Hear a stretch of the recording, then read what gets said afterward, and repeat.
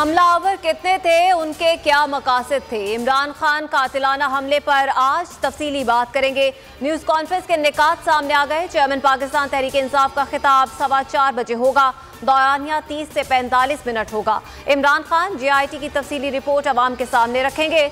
आला अदलिया से नोटिस लेने का मुतालबा किया जाएगा। इमरान खान कातिलाना हमले के मुलजिम का वीडियो बयान किसने लीक किया? बोल न्यूज थाना गुजरात की CCTV फुटेज सामने ले आया। DPO ने वीडियो बनाने के लिए अपना मोबाइल SHO के हवाले किया।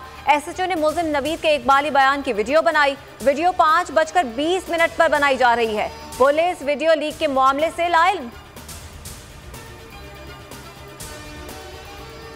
कातिलाना हमले का ड्रामा लॉन्ग मार्च की नाकामियों को छुपाने के लिए किया गया। मुलजिम नवीद बशीर के वकील की न्यूज़ कॉन्फ्रेंस। मियां दादू ने कहा कि सारा ड्रामा तहरीक इंसाफ ने खुद किया। JIT की कोई कानूनी हैसियत नहीं। बयान के बाद मुलजिम नवीद को रिहा किया जाना चाहिए था।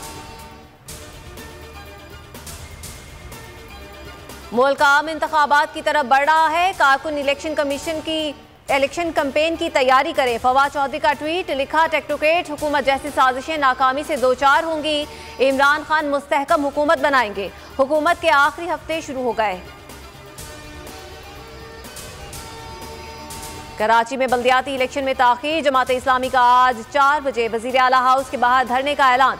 हाफिज नईम कहते हैं शहर के साथ नाइंसाफी हो रही है। पीपल्स पार्टी नहीं चाहती कराची की आबादी दुरुस्त गिनी जाए। दुरुस्त गिनती हुई तो सिंध असेंबली में नुमाइंदगी बराबर हो जाएगी। अमन व अमान के लिए मकामी लोगों को पुलिस में शामिल करने, रेंजर्स को मुकम्मल इख्तियार देने का मुतालबा।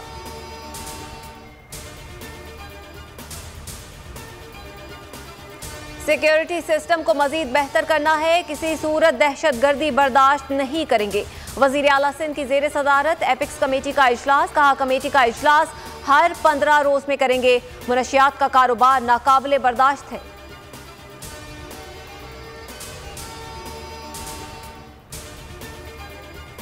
M6 मोटरवे में 2.25 अरब की करप्शन। नैब का केस एंटी करप्शन ने मुंतकिली के लिए ट्रायल कोर्ट से रुजू दरख्वास्त दायर कर दी। मौक़िफ़ अपनाया, केस का ट्रायल एहतसाब अदालत मुंतकिल किया जाए।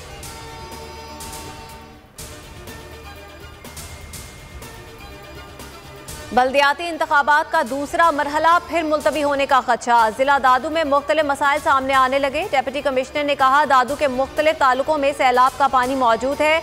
इलेक्शन कमीशन की मॉनिटरिंग टीम दादू पहुंच गई।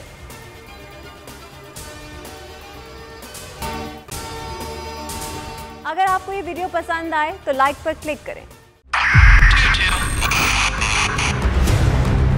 2022 बहुत सारे तोहफे भी देके गया पाकिस्तान की आवाम को। पाकिस्तान की आवाम को एक तोहफा ये दिया कि आवाम को पता चल गया कि पाकिस्तान का मीडिया क्या है। हक और सच का सफर साल 2022 में बोल रहा नंबर 1। हमने बहुत सारे शोज और ट्रांसमिशंस की। पूरा साल मुसलसल जदोजहद में निकल गया कि ये वोट ऑफ कॉन्फिडेंस के पीछे कौन लोग थे। तोड़े रेटिंग के सभी रिकॉर्ड। एंकर्स ने भी आवाम में सबसे ज्यादा मकबूलियत पाई